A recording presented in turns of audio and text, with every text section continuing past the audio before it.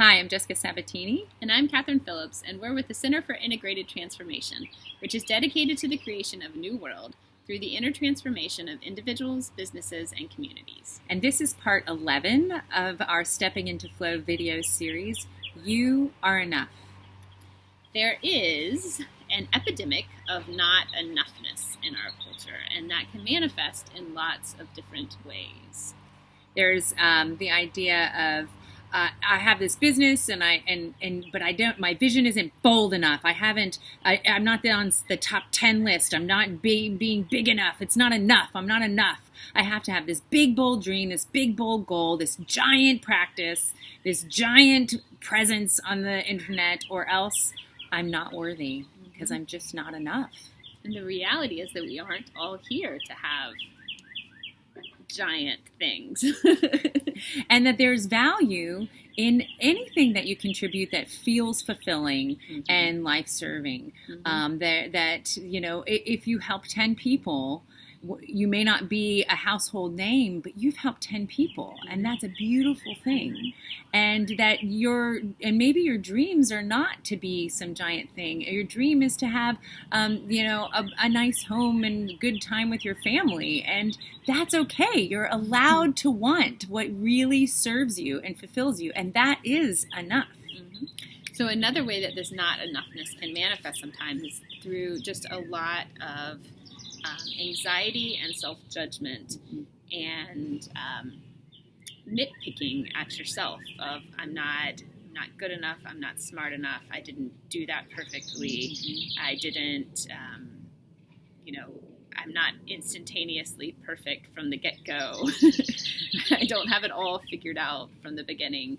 All these judgments that we can put on ourselves that are all just mental judgments. It's a lot of mental chatter that almost all of us carry around with us, that if you start paying attention to it, it can be quite overwhelming of how deeply embedded this belief of not enoughness can be.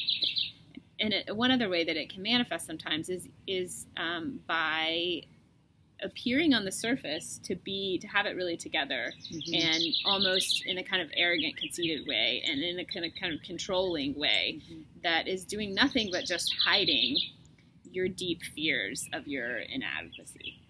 So a lot of what we do at the center is give people tools to find their enoughness deep within themselves, to find the part of themselves that is always enough, that always knows everything it needs to know, that always has everything that it needs to have, and to begin from that place, to be from that place, to do from that place, so that you can let go of all of this compulsiveness and judgment and striving and self-destruction and outer destruction that we all do, that flows from all of these surface level beliefs that we are not enough. And we've been through this ourselves, working on these projects. We have this beautiful vision that came to both of us of making an impact in the world and really helping people embrace this fluid way of being and surrender and trust and the great impact that it can have to the planet itself as well as our communities. And then we've experienced that self-doubt. Well, who are we? Well, but we're just, I yelled at my kids today. I'm not enough to be, to help inspire other people. I have a flaw. Oh my gosh. Oh, heaven forbid. But being able to come to a place of, okay, that is an ego, rational mind judgment of myself. And that's really a block in the water. I'm trying to get onto this river, but if I'm saying I can't go in the river, I'm going to hold on to this rock and I'm not going to go with the river because I'm not enough.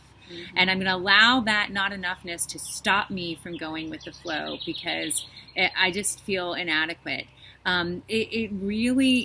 It interferes with what your higher self wants to create, what the earth wants to create, what we need in order to really embrace the changes that are happening in the world. So we experience it ourselves and find the ways to overcome the not enoughness, looking at the validation of what you have accomplished, what skills you do have, of your intention, of taking actions that really you don't know the impact of them, but you feel like this is something I feel skilled and talented at. I can do this. I'm seeing what I can do, and affirming yourself that you have enough to give, that's worthy, that's needed.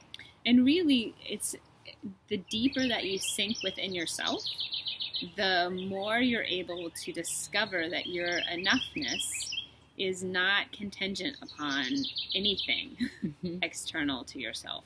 Your enoughness is a given. It just is what is, and it is there even if you never do anything. So if you would like to hear more about our programs and services at the Center for Integrated Transformation, please do visit our website, www.centerforintegratedtransformation.com. And remember, change is not only possible, it's already happening within yourself and in the world.